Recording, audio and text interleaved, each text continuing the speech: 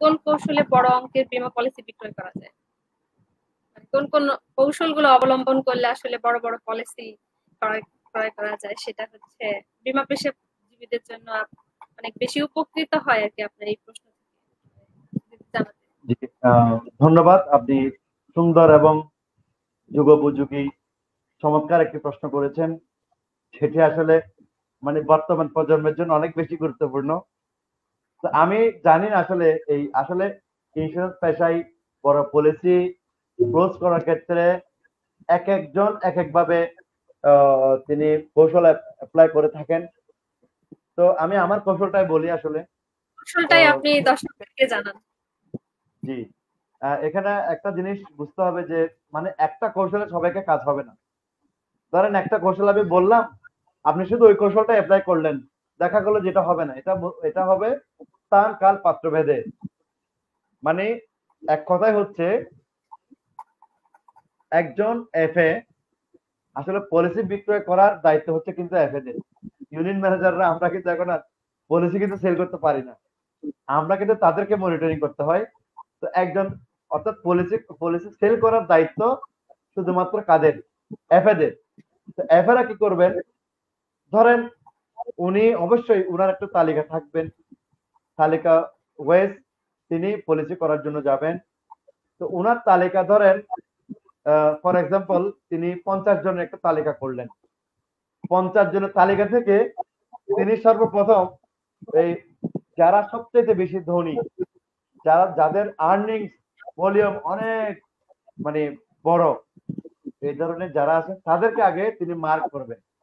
কোথায়? তিনি যে খাতায় তাদের তালিকাটা করেছেন সে তালিকা তাদেরকে মার্ক করবেন।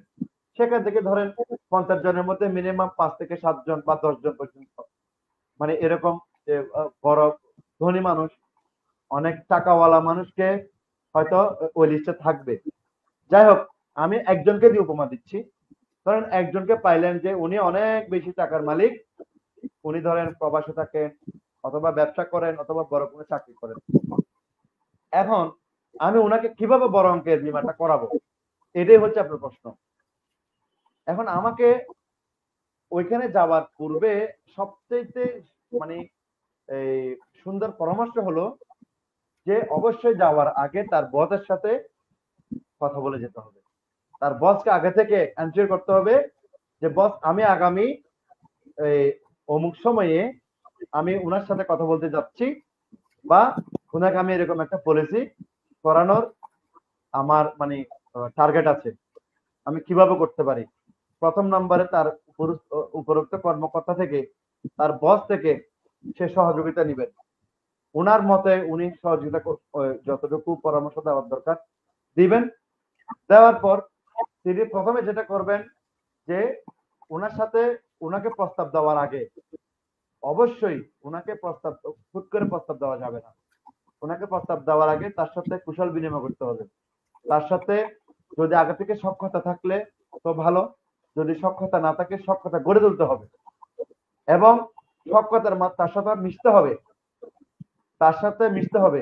এবং উনি কোন কোন জিনিসটা পছন্দ করেন, কোন কোন জিনিসটা পছন্দ করেন না, বিষয়গুলো তার আয়ত্তে নিয়ে আসতে হবে, তার জানতে হবে। এবং সবচেয়ে কার্যকরী উপায় হচ্ছে মানুষকে সহযোগিতা করতে হবে। ওই মানুষের পাশে থেকে তার বিপদ আপদ, যেমন অনেক মানুষের ধরেন অনেকগুলো টাকা আছে কিন্তু সহযোগিতা করার মতো, তার মাকে এই একটা ওষুধ এনে দেওয়ার মতো, এরকম অনেক কাজ থাকে না। উনি ওনার টাকা থাকলেও ধরেন ওনার একজন মানুষ থাকা দরকার যেটার সহযোগিতায় উনি অনেকগুলো কাজ সম্পাদন করতে পারবেন। তো তন্মধ্যে কিছু কিছু কাজ ওই এফএকে করে দিতে হবে। করার মাধ্যমে তাকে বুঝতে দিতে হবে যে আমি আমি অমুক কোম্পানিতে আমি একজন এই বীমা কর্মকর্তা হিসেবে আমি আছি, অমুক কোম্পানিতে আমি এফএ হিসেবে আছি। এটা আপনি কিন্তু কাজের মাধ্যমে বুঝে দিতে হবে। এবং আমার কোম্পানিটা ভালো, আলহামদুলিল্লাহ। আমার এখানে যদি আপনি পলিসি করেন, এটা কিন্তু মুখে বলতে হবে না, এটা এমনি জাস্ট আপনি কাজের মাধ্যমে আপনি বুঝাইতে হবে যে আসলে আপনি একজন ভালো মানুষ। কারণ আপনি যদি তার সাথে দীর্ঘদিন না মিশেন, আপনি এখন কোন অবস্থায় আছেন, আপনি এখন ভালো আছেন কিনা, আপনার লেনদেন কেমন, আপনার কথা কেমন, আপনি মিথ্যা বলেন কিনা, আপনার আচার আচরণ কেমন, জিনিসগুলো সম্পর্কে হয়তো উনি ভুলেও যেতে পারেন। এই জন্য ওনার সাথে বেশ কিছুদিন মিশতে হবে, কাছ থেকে মিশতে হবে যতদূর সম্ভব। মিশার পর এমন একটা সময় আসবে যে সময়ে উনি জিজ্ঞেস করবেন যে তাহলে তুমি এখন কি করো, তুমি এখন কোন কোম্পানিতে জব করো। যদি আগে থেকে জানা না থাকে তাহলে অবশ্যই এটা জিজ্ঞেস করবেন, করে এটা। আমার ক্ষেত্রে হয়েছে এরকম। তখন আস্তে করে তার পরিচয়টা দিবেন, কোম্পানির পরিচয়টা দিবেন। দেওয়ার পর কিন্তু অটোমেটিক্যালি প্রস্তাবের প্রথম একটা ধাপ উনি সুযোগ করে দিয়েছেন। উনি যখন জিজ্ঞেস করবেন তুমি কোথায় আছো, কি করো, তখন এটা বলতে গিয়েই আপনার প্রস্তাব কিন্তু হয়ে যাবে। ওই প্রস্তাবগুলো গুরুত্ব একটু বেশি। আপনি হুট করে গিয়ে যদি বলেন যে আপনি আমার এখানে একটা পলিসি করেন, 1 কোটি টাকার একটা পলিসি করেন, তাহলে বলবো যে কিরে আবারে হঠাৎ করে সেটা কি বলতেছে। এই পলিসি গুলো হওয়ার সম্ভাবনা কম, হয় না। আপনি যদি তাদের সাথে মিশেন, তারা যদি আপনাকে প্রশ্ন করে যে আপনি এখন কি করতেছেন, কোথায় আছেন, আপনার চাকরির কি অবস্থা, এই কথার উত্তরে কিন্তু আপনি কৌশল আপনার কথাগুলো বলে ফেলতে হবে। যখন আপনি আপনার কথাগুলো বলতে পারবেন, একটা সময় এসে তিনি জিজ্ঞেস করতেও পারেন, নাও করতে পারেন যে তাহলে এখন আমি কিভাবে করতে পারি। উনি পজিটিভও হইতে পারেন, নেগেটিভও হইতে পারেন। পজিটিভ হলে তার কোনো কথা নাই। নেগেটিভ যদি হয়, তাকে একটা বীমা ওনার জন্য, ওনার পরিবারের জন্য কেন দরকার, কেন দরকার এই জিনিসটা তাকে বুঝাইতে হবে। তাকে অর্থাৎ বীমাটা যে দরকার এই প্রয়োজনীয়তাটা ক্রিয়েট করতে হবে। আমি যদি এফএ হিসেবে ওই বড়লোক বা পয়সাওয়ালা মানুষকে যদি বীমার প্রয়োজনীয়তা এবং এটা ওনার কেন দরকার বিষয়টা যদি আমি ওকে বোঝাতে সক্ষম না হই, কখনো বড় পলিসি না, ছোট পলিসি হবে না। আর যখন বড় পলিসি হবার কৌশলের মধ্যে একটা কৌশল, ওই লোকটাকে বড় হইতে হবে। এখন আমি ছোট কম ইনকাম করেন, ছোট্ট চাকরি করেন, অথবা কোনো মতে সংসার চালান, এমন মানুষের কাছে গিয়ে যদি আমি বড় বড় পলিসির কথা আশা করি, তাহলে এটা তো আসলে হবে না, এটা হওয়ার কথাও না। তাহলে আমাকে নির্বাচন করার সময় এটা আসলে বড় লোক কিনা, ওনার কি অবস্থা, ওনার আর্থিক সক্ষমতা কেমন, এটা আমি আরেকবার যাচাই করে ওনার কাছে যাইতে হবে।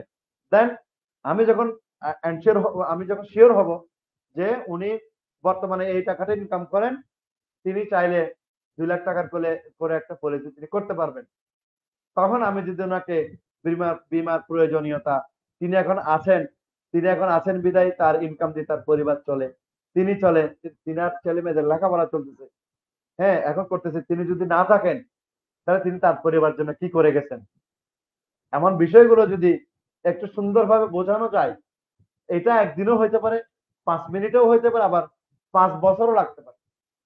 বড় বীমা করার ক্ষেত্রে যেটা করতে হবে, অনেক বেশি টাইম দিতে হবে। এটা অনেক সময় শর্টকাট হয়ে যায়, অনেক সময় অনেক দেরিও হয়ে যায়, অনেক অনেক দিন টাইম লাগে, অনেক সময় 1 বছর লেগে যায়, 6 মাস লেগে যায়, 3 মাস লেগে যায়, 1 মাস লেগে যায়। উনি যখন আপনি লেগে থাকবেন, বলবেন, তাকে সহযোগিতা করতে যাবেন। এবং অবশ্যই সবসময় ইন্স্যুরেন্সের কথা বলা যাবে না। সবসময় ইন্স্যুরেন্সের কথা বসতে, দাঁড়াইতে, রাগান্বিত অবস্থায়, হাসি অবস্থায়, খেলা অবস্থায়, বসা অবস্থায়, খাওয়া অবস্থায় সবসময় বীমার কথাটা বলা যাবে না। বীমার কথা বলতে হবে তার অবস্থা বুঝে। উনি এই মুহূর্তে এই কথাগুলো শুনলে উনি রাগান্বিত হবেন কিনা, আমার কথাগুলো তিনি 5 মিনিট, 10 মিনিট, 20 মিনিট ধরে শোনার তার ধৈর্য আছে কিনা, বিষয়গুলো উনাকে আগে জানতে হবে, বুঝতে হবে। এটা যদি বুঝে একটা সময় দেখবেন প্রস্তাব দেওয়ার পরে তিনি প্রথমবার কিন্তু নাও বলতে পারেন।